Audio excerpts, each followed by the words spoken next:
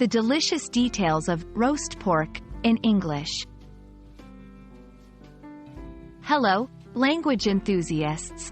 Today, we're diving into a mouth-watering topic that not only fills the stomach but also expands our English vocabulary: roast pork.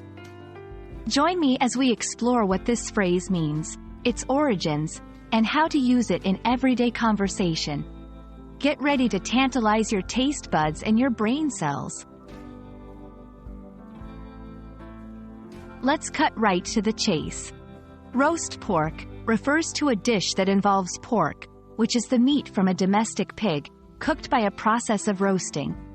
Roasting typically means cooking the pork in an oven or over a fire, but it can also include other methods that involve dry heat. The result is a flavorful, often tender piece of meat that can be enjoyed on various occasions. While the term might seem straightforward, roast pork holds various significances around the world.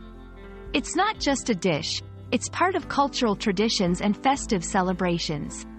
For instance, in many Western countries, roast pork is a staple for Christmas dinner.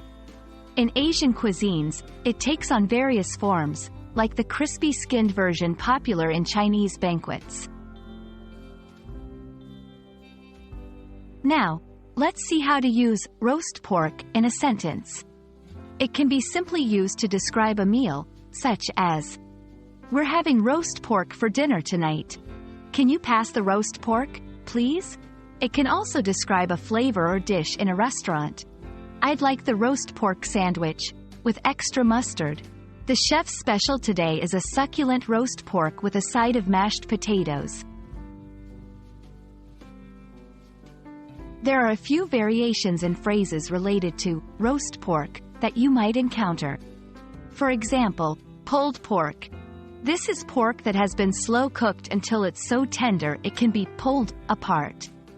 Pork roast, often used interchangeably with roast pork, though it can sometimes imply a larger piece of meat intended for roasting.